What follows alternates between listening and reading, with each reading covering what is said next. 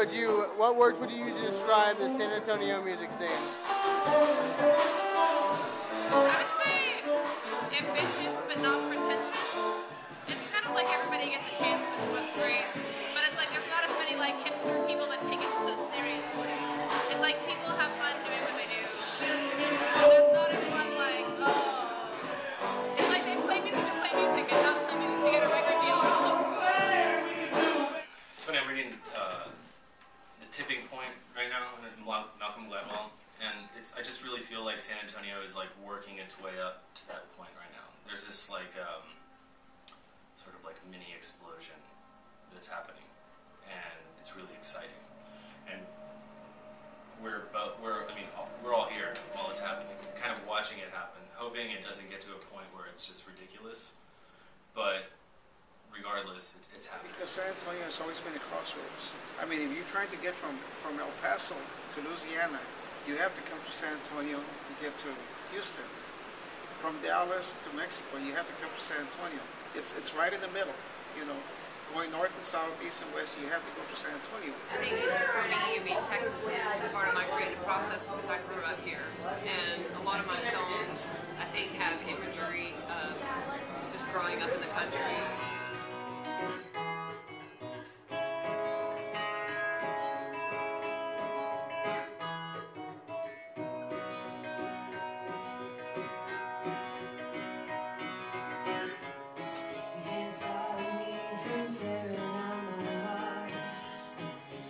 Turn my world upside down. Now the mess we made is eating me alive, and I don't know if I can ever make it right. My eyes have never been so wide, my soul has never been so dry, and I don't know if I can make it feel pain.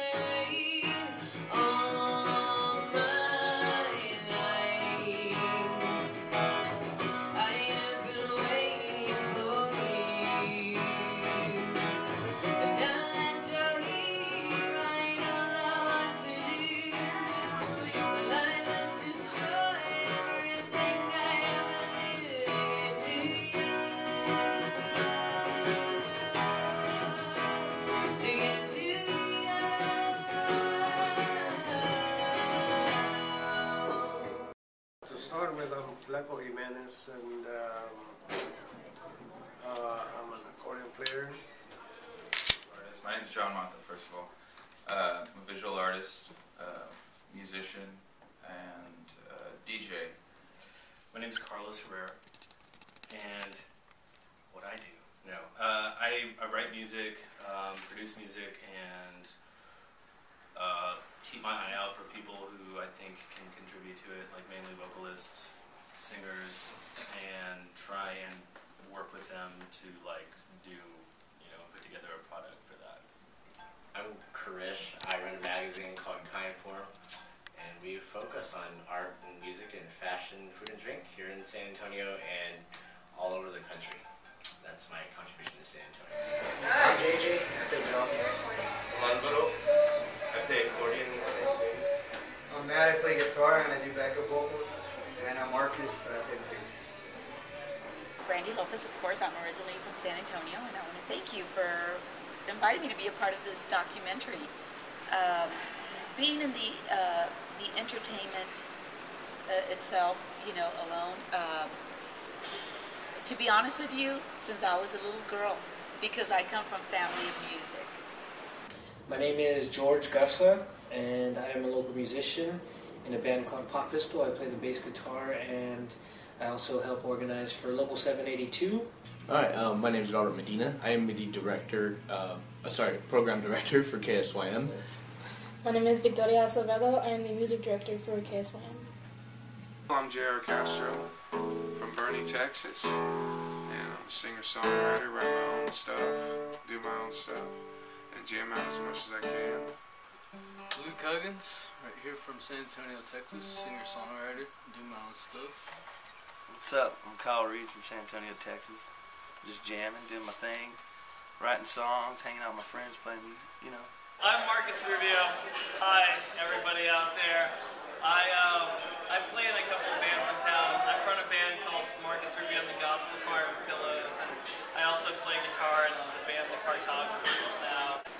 My name is Ramon Hernandez, spent 23 years in the military, retired, came home and started documenting the history of Tejano music and conjunto music.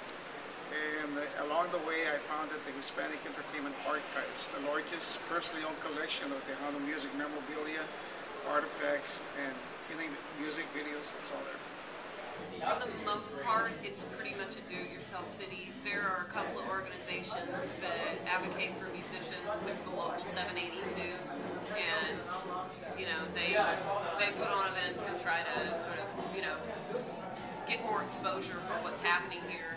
Local 782 is San Antonio Music Coalition, a group that really focuses on educational outreach with independent musicians in San Antonio.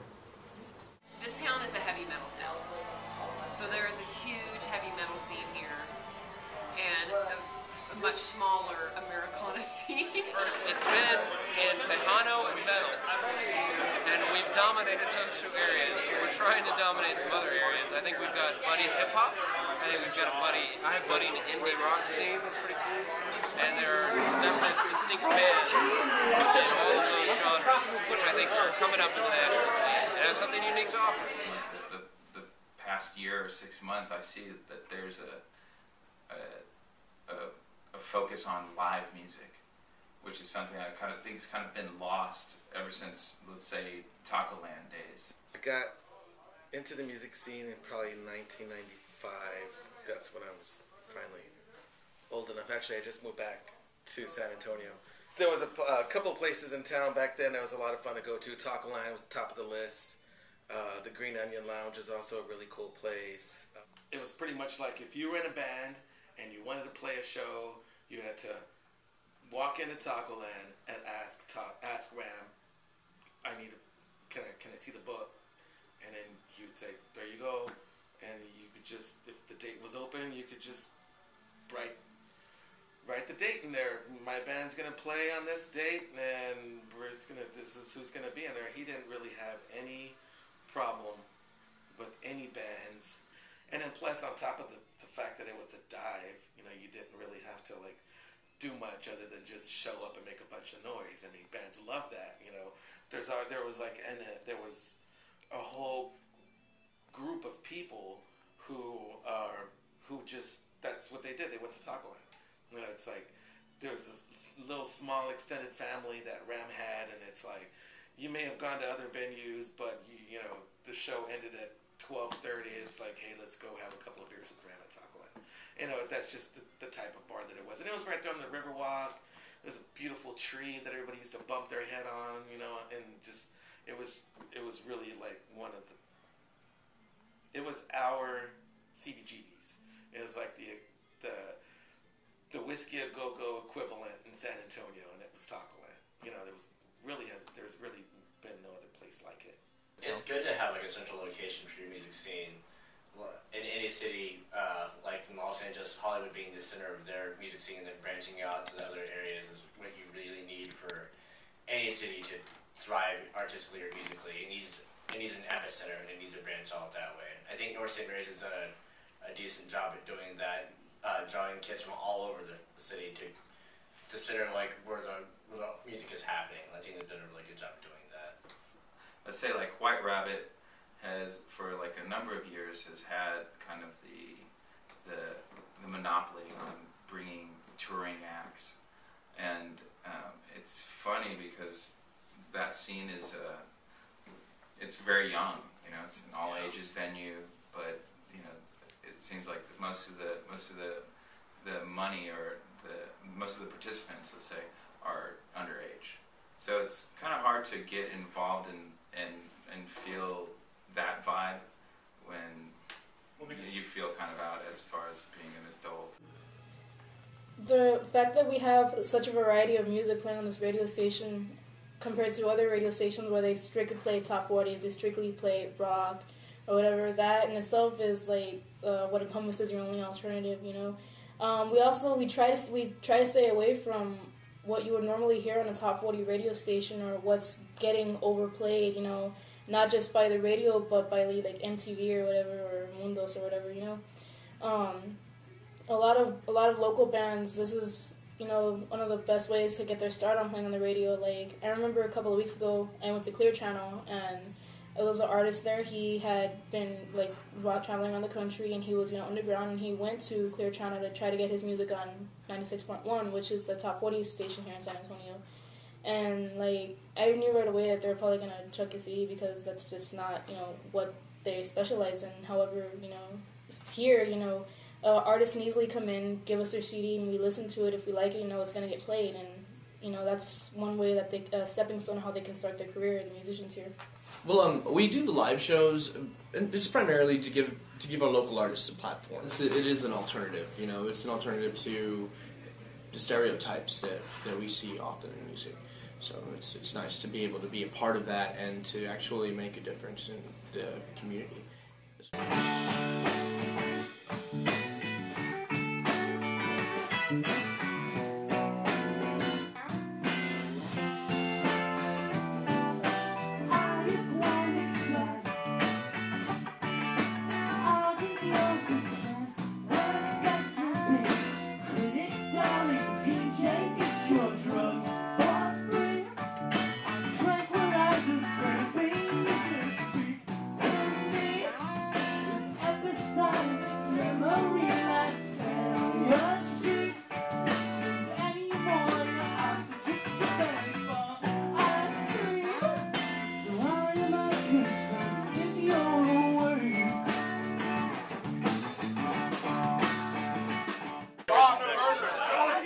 We're a very independent state, we always have been, and if that means anything to music, be different, set yourself apart, don't try to follow the mold, and I think we do a good job of that because we don't care what people think about us, we gotta do our own thing.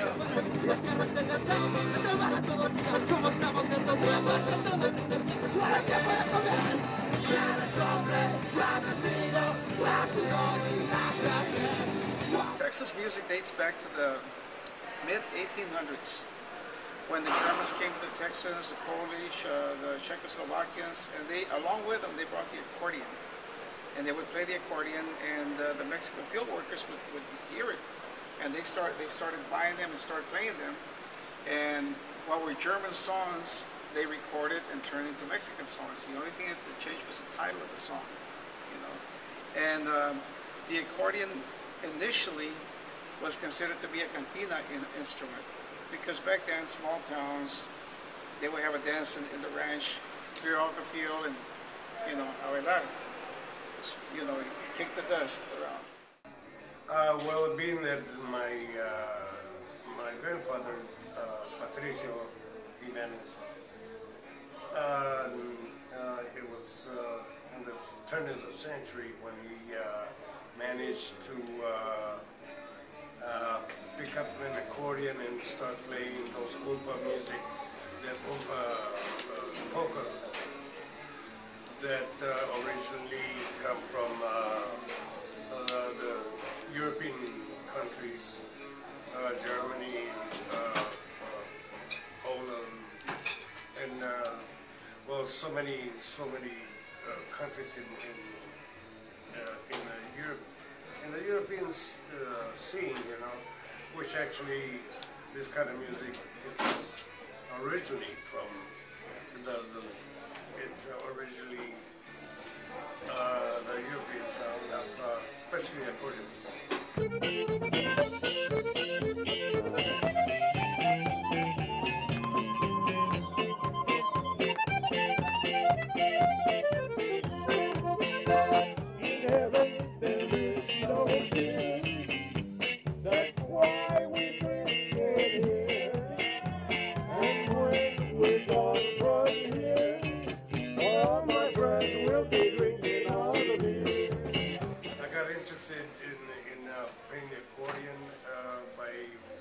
My dad, you know, play accordion. 1936 was when he started recording this kind of music, which was called conjunto music.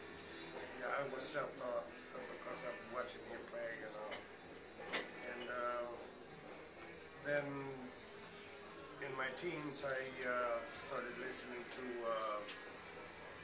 country music, blues, and different kinds of music, you know, and there was no accordion involved.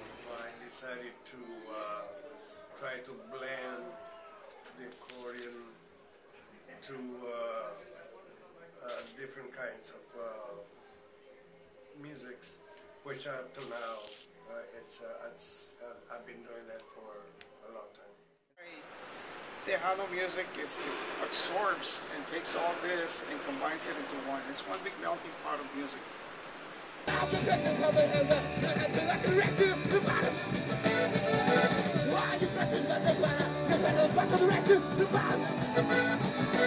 You know, nowadays it's very much a combination of music of different styles.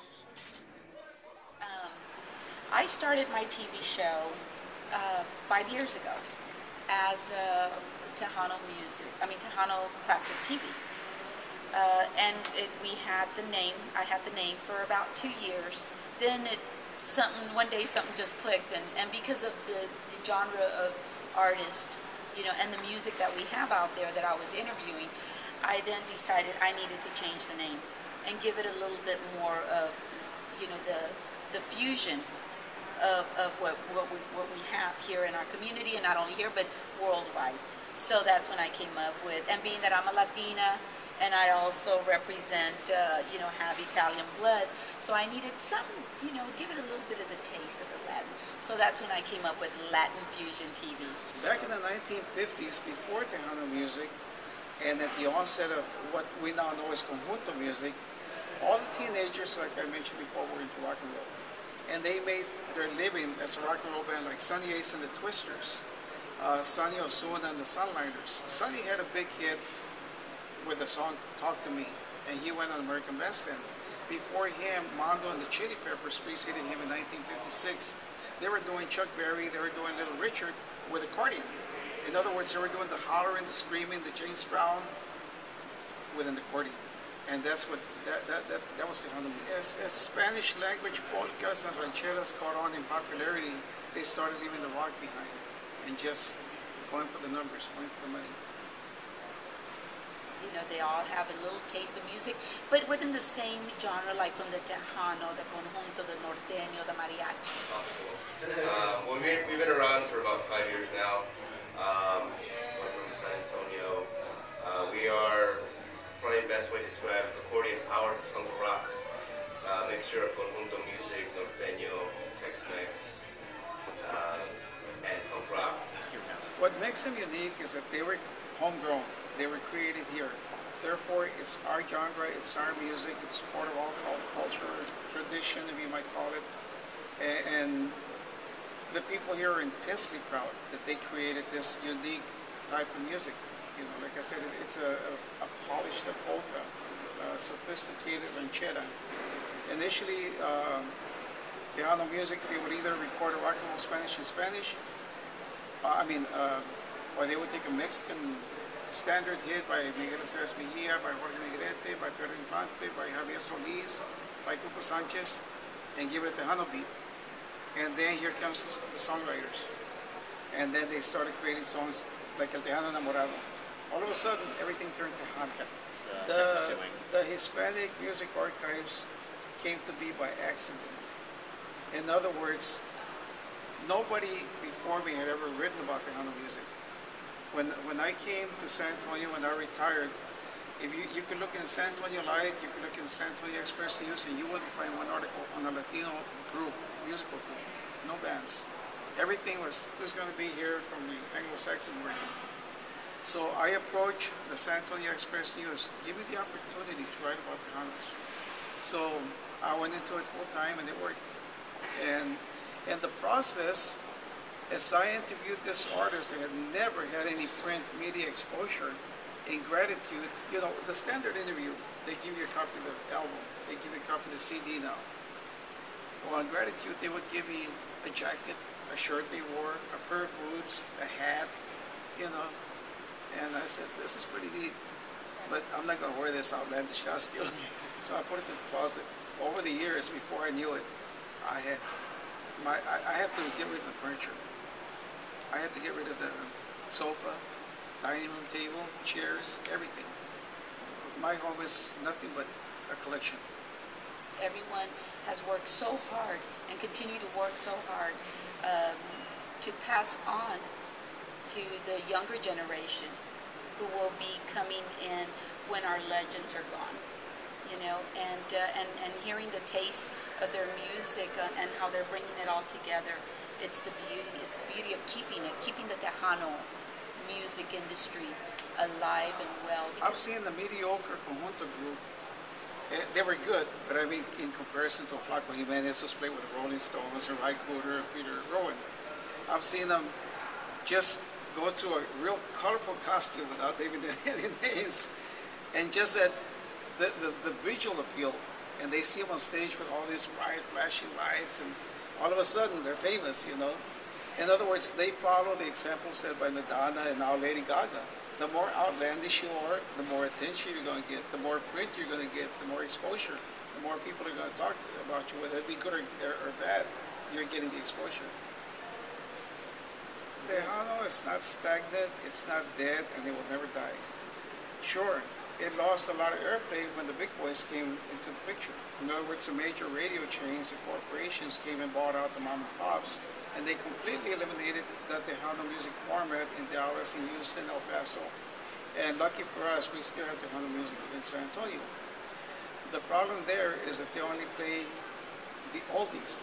They don't play what's being created right now. They don't play the new music. However, thanks to social networking, thanks to the internet, people can hear all these Tejano programs that originated in San Antonio on the internet, like Johnny Ramirez in the morning from KXTN. He might be here in San Antonio, but he's heard not only around Texas, but throughout the whole entire world.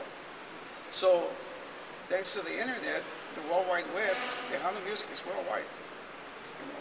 And then you put your videos on YouTube, you know, you put your biographies, your pictures, and everything else on Facebook. So it's an outlet. So there's no way it's going to die. But for the young ladies in the music industry, you know, I mean, we've had from our queens of the Tejano music industry I mean, there was Laura Canales, you know, beautiful lady with a beautiful voice, you know, and a lot of times, you know, then there was, we had Selena, you know, Selena, these are the ladies that always, you know, they support one another. They support one another. Selena, you know, with Shelly Lares, with Rebecca Valadez, you know, then there's Patsy Torres. Even though it may be hard in the industry, but these are the women that I look up to because they do not step down. They continue and they strive and they work hard and they love their music. They love what they're giving their audience.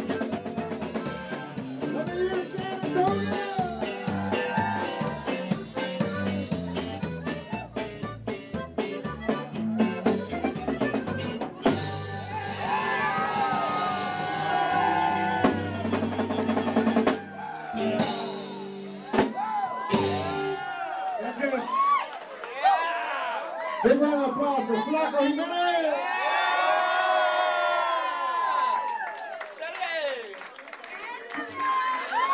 Well, the sound of San Antonio doesn't change. It's a conjunto music all the way, you know, and Tejano. I guess the Texas thing is, we realize in California that a lot of the bands care more about what they look like and what they sound like. And our problems are like we drink too much whiskey, so we don't know, like, that's our problem. So I guess that's a Texas thing. Look at it like everything comes in waves, and music comes in waves, and there's generations. And like, if you go back to the beginning and you look at what we're doing is not necessarily anything different, we're just telling stories. Just like everybody else told stories. So this is a song I wrote for this girl I was engaged to. She actually left to Galveston without telling me and hooked up with another guy and then came back home. So I was thinking this. I was hanging on the edge, hanging on the edge. I was running from her smile. Some say I was running from death.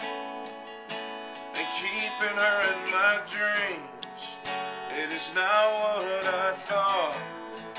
Because I gave her my heart, she got drunk and she just walked off. She walked off without a goodbye, without a good night, without a so long, without a see you soon, a see you soon, without a take care, without a miss you, without a love you, without a see you soon, without a see you soon, sugar I will see you soon. All I gotta say about Nashville country is fuck it, dude. Like, it's so fake, dude. It's like just put out there for this mass fucking audience of young fucking girls that And just want to hear bullshit. Nashville country's bad is you do have artists up there that are awesome. And yeah, and they're they awesome. can't play their own shit. Awesome.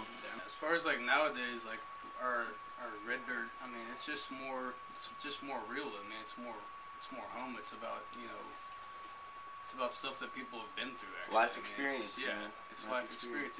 It's real talk, man.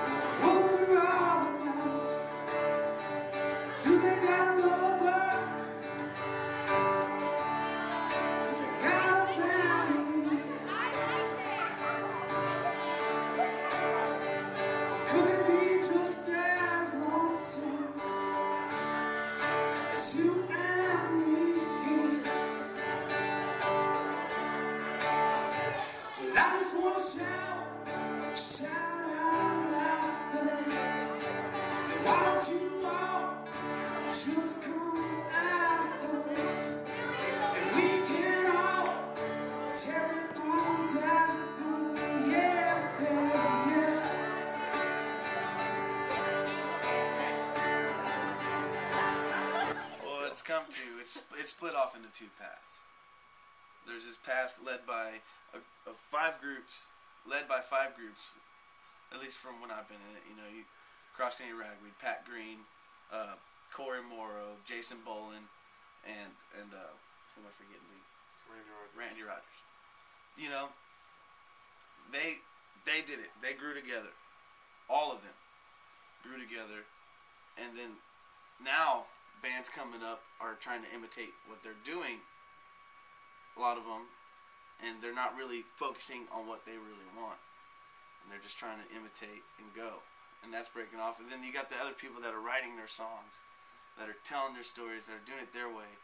That's why I said branched off. When I first met Kyle's brother, Keegan, actually, he got me into a lot of the Texas stuff. It was like, you know, Stoney and Ragweed and that stuff, and it got me really interested in the music, because I mean, it was just something I could, you know, appreciate, because I could feel the lyrics that they're putting in my head, you know. You broke my fucking heart, now I'm finding someone else to love. This song's called Another One to Love.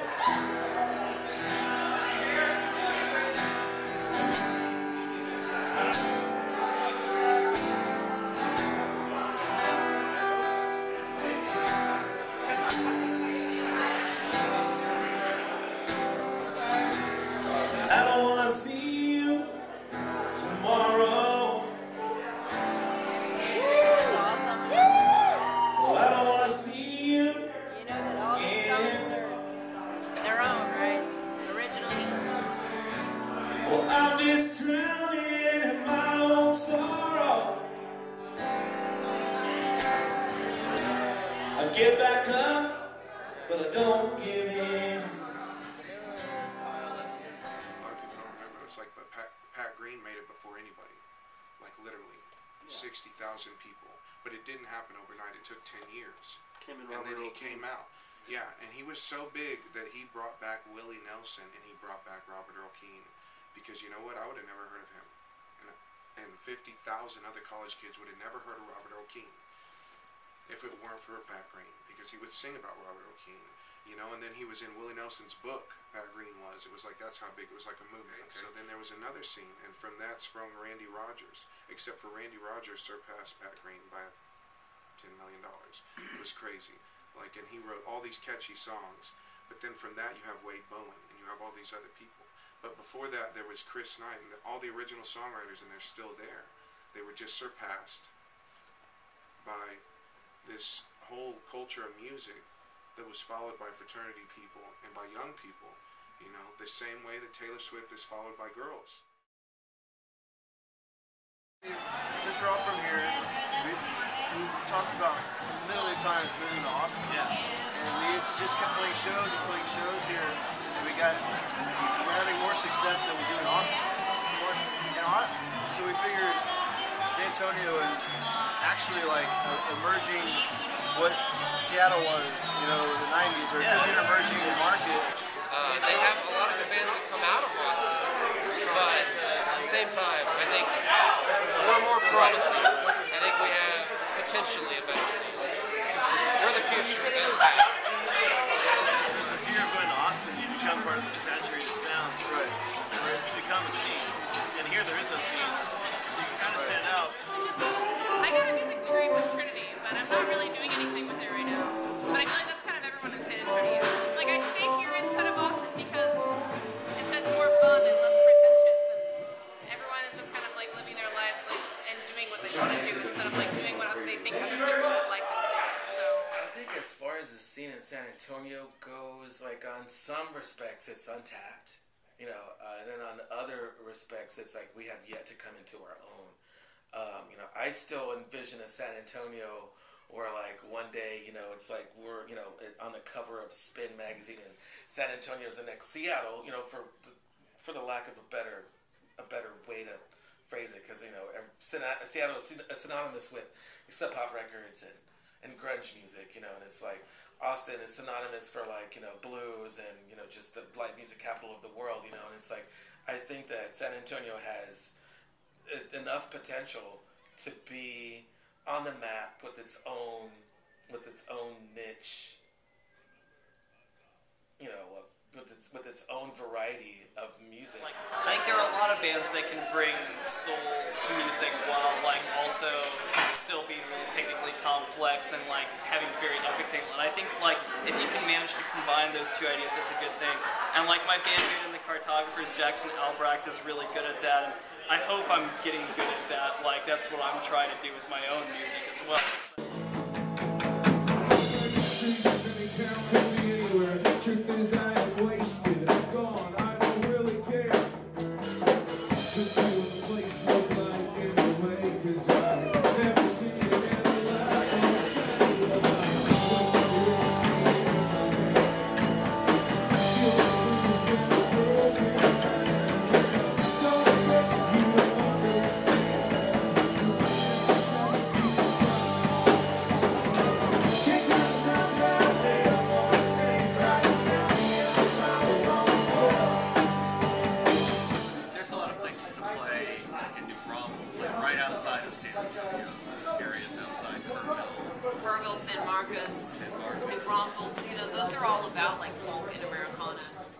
There's a lot of music around San Marcos, and especially in Green Hall, like during the day from 1 to 5, you can catch some acts that you may never know it, you know, but in 2 or 3 years of the biggest thing. Whenever South by Southwest rolls around, and it's like my friends, because I have friends all over the country, and we meet up at South by, and you know, and last year we were putting our list together, and one of the guys says, you know, no San Antonio bands. I don't see no San Antonio bands on your list, you know, and I was like, I'm sorry, but I gotta support my peeps. You know, if they're gonna be at South by playing to 12 people, I'm gonna be there, one of the 12 in the crowd, giving my support at least once. I mean, come on, it's just up the street, you know.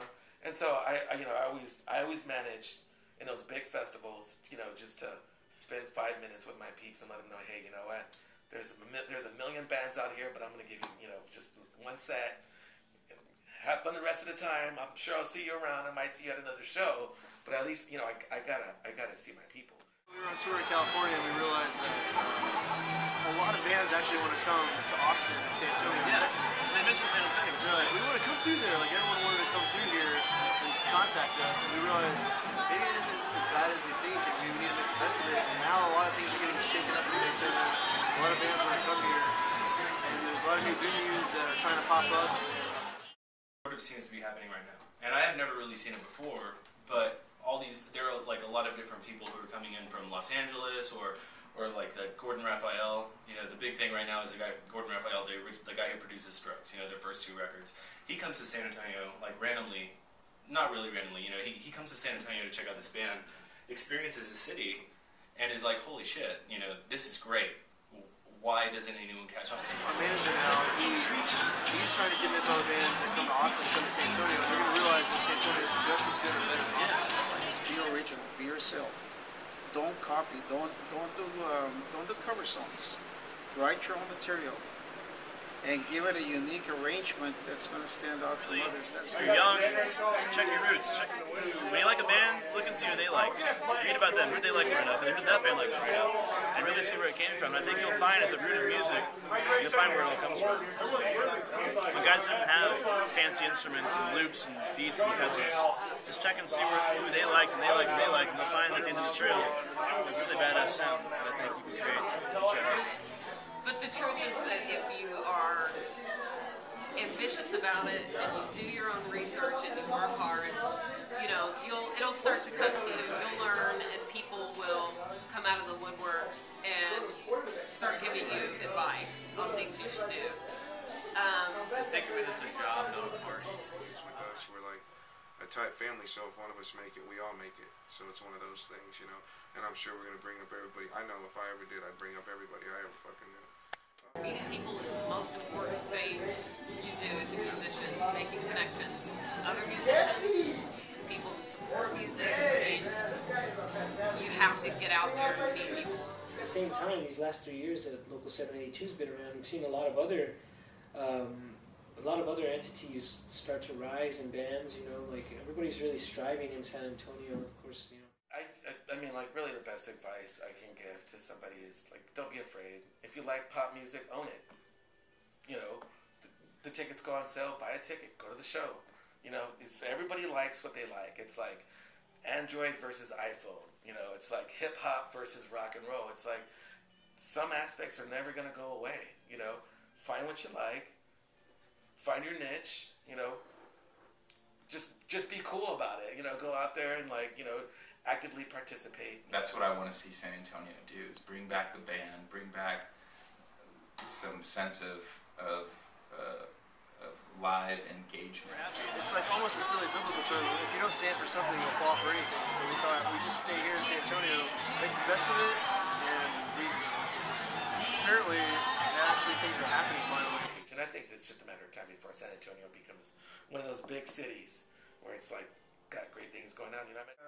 If they like music and they have that music ear and they like music, okay, well, I hope they do good or whatever, you know.